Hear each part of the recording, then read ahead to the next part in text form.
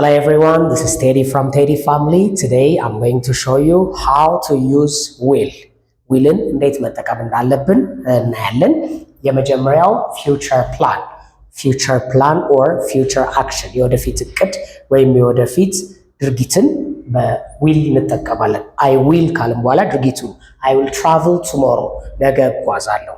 I will visit my aunt next week አክስቴን በሚቀጥለው ሳምንት አያታለሁ እያል ወደፊት ልናረግ ያሰብነው I will ብለን ድርጊቱን እናስገባለን። The second willingness or decision አንድ ነገር ለማድረግ ፍቃደኛ መሆናችንን ወይም መወሰናችንን ለማሳየት I will ብለን እንጠቀማለን።